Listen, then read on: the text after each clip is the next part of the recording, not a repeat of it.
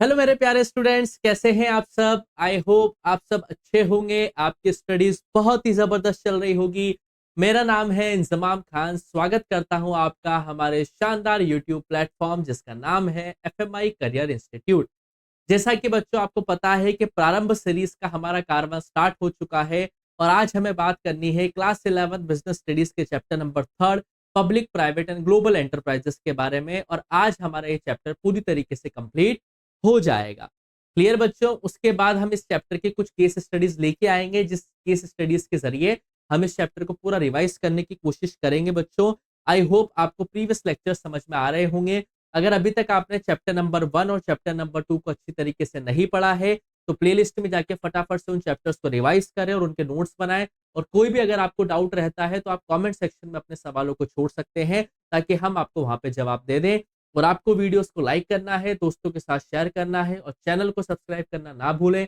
Bell icon पे जरूर click करें ताकि आपको वीडियोस के नोटिफिकेशंस टाइम टू टाइम मिलते रहें। चलिए बच्चों, हम स्टार्ट करते हैं। आज हमारा last topic public private and global enterprises का। लास्ट क्लास के अंदर हमने एलपीजी के कॉन्सेप्ट को समझा था, सॉरी ग्लोबल कंपनीज को समझा था। आज हमें पढ़ना है जॉइंट वेंचर के बारे में कि आखिर जॉइंट वेंचर क्या होता है। When two or more firms join together for a common purpose, जब दो या दो से ज्यादा फर्म्स एक कॉमन पर्पस के लिए आपस में एक दूसरे को ज्वाइन करती है म्यूचुअल बेनिफिट्स को ध्यान में रखते हुए, उसे हम कहते हैं बेटा जॉइंट वेंचर। जैसे हीरो होंडा, हालांकि अब हीरो अलग हो चुका है, होंडा अलग हो चुका है, लेकिन पहले हीरो होंडा एक जॉइंट वेंचर कंपनी थी बेटा।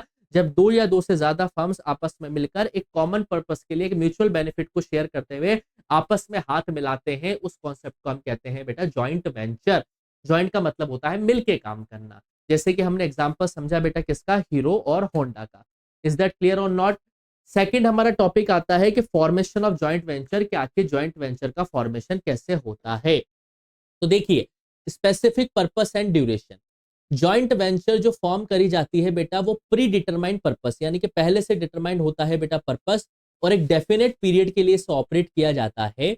This could be developing a new product, या तो आपको एक नया प्रोडक्ट डेवलप कर रहे होंगे, या आप नए मार्केट में एंटर मार रहे हैं, या आप कोई नए स्पेसिफिक प्रोजेक्ट को अंडरटेक कर रहे हैं।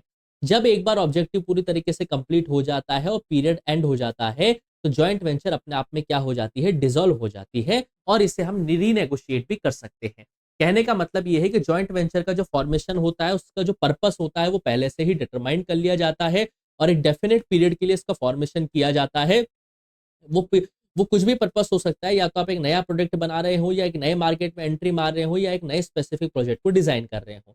जब एक बार ऑब्जेक्टिव आपका कंप्लीट हो जाता है और आपका जो पीरियड था जो आपने स्टार्ट किया था जॉइंट वेंचर के दौरान, जब वो पीरियड एंड हो जाता है तो जॉइंट वेंचर अपने आप डिसॉल्व हो जाती है, या आप उससे आप रीनेगोशिएट भी कर सकते हैं। क्लियर। सेकंड फॉर्मेशन क्या है बेटा, shared ownership and control. Joint venture के अंदर जो ओनरशिप होती है वो शेयर होती है बेटा अगर दो या दो से ज्यादा फर्म्स हैं तो। और कंट्रोल जो होता है बेटा वो सभी पार्टनरिंग एंटिटीज के पास में होता है, यानी कि जितने भी फर्म्स हैं सबके पास ओनरशिप भी होती है और कंट्रोल भी उनके पास होता है। The ownership structure and decision making power are typically outlined in a formal agreement. Decision making power किसके पास रहेगी, क्या स्ट्रक्चर रहेगा, वो एग्रीमेंट के दौरान उसे आउटलाइन कर लिया जाता है, जिसमें परसेंटेज जो होता है ओनरशिप का और जो वोटिंग राइट्स होते हैं हर पार्टनर के वो सारे के सारे उसमें डिक्लेयर कर दिए जाते हैं। यानी कि फॉर्मल एग्रीमेंट के अंदर ओनरशिप किसके पास रहेगी, डिसीजन मेकिंग पावर किसके पास रहेगी, मैनेजमेंट और कंट्रोल किसके पास रहेगा, इस बारे में डिस्कशन जो होता है वो सारा का सारा एक फॉर्मल एग्रीमेंट के अंदर ही हो जाता है जॉइंट वेंचर को स्टार्ट करने से पहले। क्लियर और नॉट। थर्ड हमारा फॉर्मेशन कैसे होता है, profit sharing and risk allocation. Profit और लॉस जो होते हैं बेटा वो शेयर किए जाते हैं between the partners based on the pre defined agreement. जो एग्रीमेंट आपने पहले बनाया था उस एग्रीमेंट को, प्री डिफाइंड एग्रीमेंट यानी कि उस एग्रीमेंट के अकॉर्डिंग क्या किया जाता है बेटा, प्रॉफिट एंड लॉस को शेयर किया जाता है। और यही एग्रीमेंट होता है जिसमें लिखा जाता है कि किस तरीके से रिस्क और लाइबिलिटीज को एलोकेटेड किया जाएगा जॉइंट वेंचर पार्टनर्स के बीच में। यानी कि किसका कितना प्रॉफिट रहेगा, किसका कितना शेयर रहेगा, किसकी कितनी रिस्क रहेंगे, किसकी कितनी लाइबिलिटीज रहेगी, ये सारी की सारी जो होती है बेटा एग्रीमेंट के अंदर ही क्या कर दी जाती है, साइन कर दी जाती है। एग्रीमेंट के अंदर ही इसकी बातचीत कर ली जाती है। And the last is formation and regulation. जो फॉर्मेशन प्रोसेस होता है बेटा जॉइंट वेंचर का वो डिपेंड करता है वहां के जुरिस्डिक्शन पे, डिपेंड करता है कि आप कौन से टाइप का जॉइंट वेंचर स्टैब्लिश करना चाह रहे हैं। जॉइंट वेंचर को स्टैब्लिश करने के लिए कुछ लीगल और रेगुलेटरी अप्रूवल चाहिए होते हैं बेटा। वो डिपेंड करता है कि आप कौन सी इंडस्ट्री को इन्वॉल्व करना चाह रहे हो, डिपेंड करता है कि आप कौन सा प्रोडक्ट डिजाइन करना चाह रहे हैं, उसके अकॉर्डिंग उसकी लीगल और कुछ रेगुलेटरी अप्रोच होती है, और कुछ जुरिडिक्शन को आपको फॉलो करना पड़ता है बेटा आपको उसको स्टार्ट करने से पहले। क्लियर और नॉट? तो these are the formation steps of the joint venture. अब सवाल हमारा आता है next, sir what is the merits of a joint venture? Joint venture के आखिर मेरिट्स क्या क्या होते हैं? What are the merits of a joint venture program? So first, increased resources and expertise. Joint venture जो है पार्टनर्स को allow करता है कि वो रिसोर्सेस को पूल करके लेके आए, जिससे कैपिटल भी बढ़ती है, टेक्नोलॉजी भी बढ़ती है, मैन पावर भी हमें बढ़ते हुए देखने को मिलती है, और एक्सपर्टीज भी हमें देखने को मिलती है by combining different perspectives. By combining different perspectives and knowledge basis, joint venture can foster innovation. Joint venture के अंदर आपको इनोवेशंस देखने को मिलेंगे बेटा, क्योंकि उसमें काफी सारे लोग एक साथ मिलकर काम कर रहे होते हैं, ठीक है।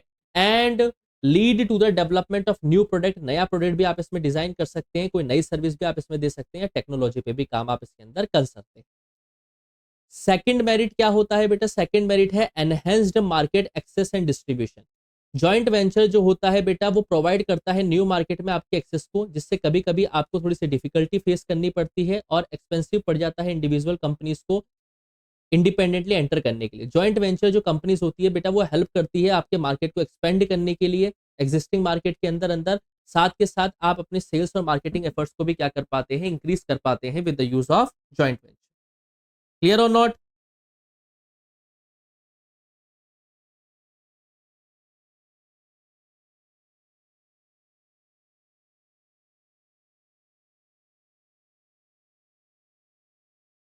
क्लियर और नॉट?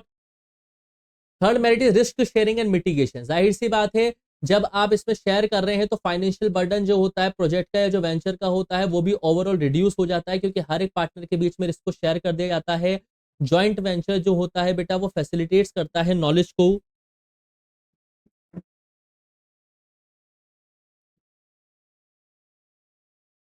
जॉइंट वेंचर जो है बेटा वो फैसिलिटीज प्रोवाइड करवाता है, नॉलेज को शेयर करवाता है और टेक्नोलॉजी को ट्रांसफर करता है बिटवीन पार्टनर्स। कॉम्पिटिटिव स्पिरिट को आप रखते हैं उसमें, और साथ के साथ आप रिस्क को भी शेयर करते हैं, जिससे कहीं ना कहीं आपको रिस्क शेयर हो जाता है, लॉस होने के चांसेस बहुत ही कम हो जाते हैं। Improved efficiency and cost saving. Joint venture जो होता है बेटा वो कहीं ना कहीं कंपनी की एफिशिएंसी को बढ़ाने का काम करता है, जिसमें आपकी परचेसिंग पावर बढ़ जाती है, प्रोडक्शन कैपेबिलिटीज बढ़ जाती है और आपके डेवलपमेंट एफर्ट्स बढ़ जाते हैं। जब आप रिसोर्सेज को शेयर करते हुए काम करते हैं, अपने एक्सपर्टीज का काम करते हैं बेटा, तो इससे आप अच्छी तरीके से एफिशिएंसी से काम कर पाते हैं और कहीं ना कहीं जो है आप बेटा कॉस्ट को सेव कर पाते हैं बेटा, ऑप्टिमम यूटिलाइजेशन कर पाते हैं और एफिशिएंसी भी कंपनी की निकाल के लेके आ पाते हैं। Getting my point?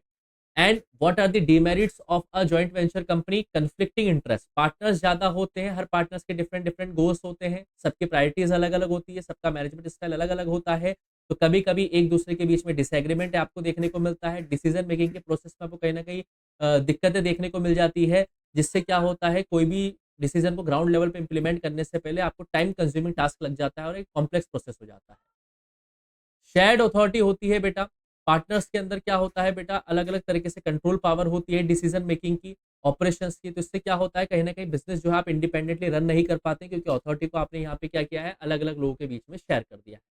Unequal contribution होता है प्रॉफिट का। डिसएग्रीमेंट अगर अराइज हो जाता है बेटा तो पार्टनर्स क्या करते हैं बेटा, परसीव करते हैं कि इम्बैलेंस को कंट्रीब्यूशन में, एक्सपर्टीज में, प्रॉफिट शेयरिंग में। तो जिसने जितना ज्यादा पैसा लगाया है वो उतनी ही ज्यादा कंट्रीब्यूशन देगा, जिसने कम पैसा लगाया है वो उतनी ही कम कंट्रीब्यूशन देगा। And the last demerit is integration challenges. Integrate करना डिफरेंट कंपनी कल्चर को, अलग अलग कंपनी से कल्चर्स को एक करके लेके आना, उनके सिस्टम्स को एक करना, उनके प्रोसेस को एक करना चैलेंजिंग टास्क होता है, जिसमें काफी ज्यादा इन्वेस्टमेंट लगती है, टाइम लगता है और रिसोर्सेस लगते हैं। क्लियर बेटा? So these are the demerits of a joint venture. And the last topic is public private partnership, PPP model. PPP model बेटा एक लॉन्ग टर्म कॉन्ट्रेक्चुअल अरेंजमेंट होता है between a government agency and private sector. एक वो business जो है government company और private sector मिलकर चला रहे हैं, उससे हम पीपीपी मॉडल बोलते हैं। यहाँ पे प्राइवेट सेक्टर जो होता है वो फाइनेंस और एक्सपर्टीज प्रोवाइड करवाता है, ऑपरेशनल स्किल्स प्रोवाइड करवाता है, डेवलपमेंट देता है, मेंटेनेंस देता है, ठीक है, पब्लिक इंफ्रास्ट्रक्चर प्रोजेक्ट को और सर्विस को। पब्लिक सेक्टर कंट्रीब्यूट करता है बेटा लैंड, रेगुलेटरी अप्रूवल्स और समटाइम्स यूजर फीस, ठीक है। तो एक ऐसी पार्टनरशिप जो पब्लिक यानी कि गवर्नमेंट और प्राइवेट फर्म के जरिए चलाई जाती है उसे हम पब्लिक प्राइवेट पार्टनरशिप कहते हैं। फीचर्स क्या है? लॉन्ग टर्म पार्टनरशिप होती है बेटा, पीपीपी जो होती है बेटा वो एक लॉन्ग टर्म कॉन्ट्रैक्ट होता है जिसमें काफी सारे सालों तक आप काम करते हो साथ के साथ एक कंबाइंड प्रोजेक्ट पे। रिस्क भी इसमें शेयर होता है बेटा, रिस्क इसमें शेयर किया जाता है बिटवीन द पब्लिक यानी कि government in the private partners. Depend करता है कि आपने कितनी एक्सपर्टीज है, कितना रिस्क आप उठा रहे हैं। Private sector expertise, private partners जो होते हैं बेटा वो अपनी एक्सपर्टीज लेके आते हैं फाइनेंस सेक्टर की, कंस्ट्रक्शन सेक्टर की, ऑपरेशन सेक्टर की, मेंटेनेंस के प्रोजेक्ट के अंदर, जिससे कंपनी की एफिशिएंसी बढ़ती है। वैल्यू फॉर मनी जो पीपीपी का मॉडल है बेटा वो कहीं ना कहीं मनी को लेकर एफिशिएंट रहता है, जिससे हम अच्छी तरीके से बिजनेस को क्या कर पाते हैं, रन कर पाते हैं। आज थोड़ा सा दिक्कत आ रहा है बेटा, इसलिए मैं आपको दिख नहीं पा रहा हूँ। ओके, थोड़ा सा टेक्निकल इश्यू आपको यहाँ पे देखने को मिल रहा है। ओके, बट हम इसे जल्दी ही सॉर्ट कर लेंगे। So this is the PPP model and ये हमारा जो चैप्टर है बेटा public private and global enterprises वो पूरी तरीके से कंप्लीट होता है। आई होप आपको ये पूरा का पूरा चैप्टर समझ में आया होगा। फिर भी अगर आपको कोई डाउट रहता है तो आप कमेंट सेक्शन में अपने सवालों को छोड़ सकते हैं। वीडियोस अगर आपको पसंद आ रही हैं तो वीडियोस को लाइक करें, दोस्तों के साथ शेयर करें और चैनल को सब्सक्राइब करना ना भूलें। जल्दी ही मिलूंगा बेटा इस चैप्टर की केस स्टडीज से आपके साथ। उसके बाद हम स्टार्ट करेंगे हमारा chapter number 4 that is business services which is also a very interesting chapter. तो जल्दी ही मिलता हूँ बेटा आपसे नेक्स्ट वीडियो में, तब तक के लिए आप लोग पढ़ते रहिए, मस्त रहिए। Thank you, bye bye.